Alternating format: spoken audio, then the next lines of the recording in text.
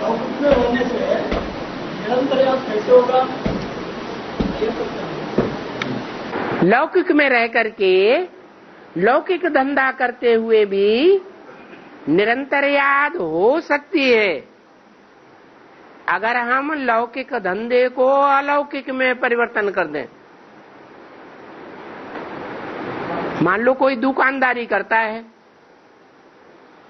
उस दुकानदारी में जितना भी उसकी कमाई होती है वो सारी कमाई ईश्वरीय सेवा में लगा दे तो अलौकिक धंधा हो गया या नहीं हो गया? हो गया।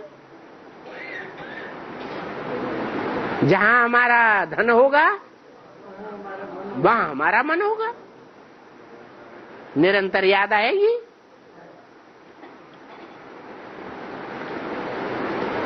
और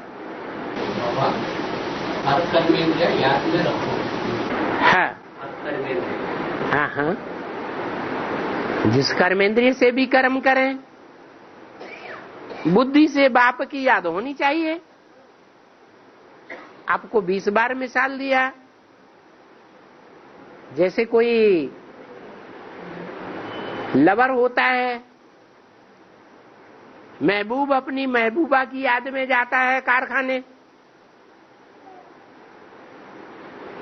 और कारखाने पहुंचकर उससे पूछा जाता है रास्ते में तुमने किसको किसको देखा? वो कहता मैंने किसी को नहीं देखा। आंखें तो खुली थी कि आंखें बंद करके आया था? खुली आंखों से आया था, आंखें अपना कर्म कर रही थी, लेकिन आंखों ने अपने विषय को क्यों नहीं कैच किया? क्योंकि मन दूसरी जगह था। ऐसे यहां भी है, कोई भी कर्मेंद्रिय जो है हम उस कर्मेंद्रिय से कर्म करते हैं और उस समय अगर हम बाप की याद में हैं, अब व्यभिचारी याद में, तो मन बुद्धि जो है उस कर्मेंद्रिय के विषय को ग्रहण नहीं करेगी। आत्मा वो भोग सकेगी, सुख भोग सकेगी? नहीं भोग सकेगी। यही राज है, हर कर्मेंद्रियों में योग भरा हुआ हो, योग की शक्ति भरी हुई हो। वही बात दिखाई गई है शिव बाबा के मंदिर में कि लिंग जो है किसकी याद में है? शिव की याद में है। भले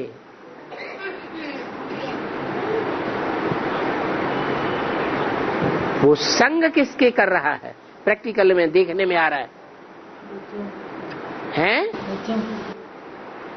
वो संग स्त्री का कर रहा है, स्त्री अंग का संग कर रहा है, फिर भी बुद्धि से याद कर रहा है, तो पवित्र है या अपवित्र है? पवित्र है।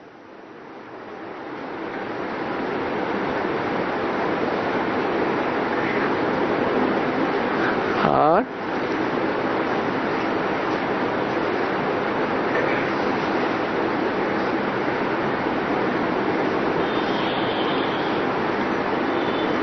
पवित्र है तभी तो पूजा होती है।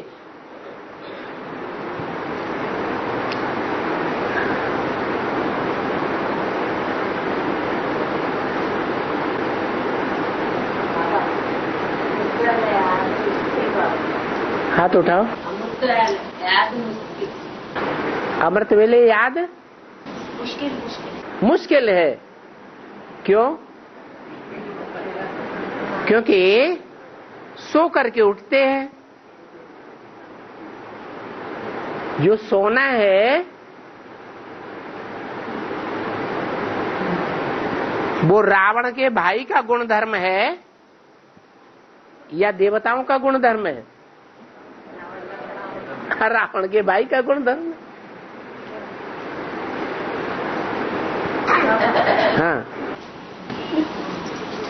बैठने से हाथ में हमारा काम हम करे सोच याद में बैठने నిలబడి చెప్పు ध्यान में बैठने के बाद में उधर उधर घूमते आत्मा। बुद्धि भाग जाती है। हाँ हाँ, हमारा काम हम करें तो उसको काम बैठने दो, ऐसे बैठा। क्योंकि पूर्व जन्म के जो किए हुए अच्छे बुरे कर्म हैं, वो कर्मों की रील तेजी से घूमती है याद में। इसलिए वो बुरे कर्म की रील जब घूमती है तो बुद्धि को घुमा देती है, याद टूट जाती है। ऐसा भी तो होगा, आज नहीं तो कल, कि बुद्धि लगातार बाबा की याद में रहेगी। रहेगी या नहीं रहेगी? तो इससे साबित होता है कि उस समय हमारे पाप कर्मों का बोझा खत्म हो गया होगा।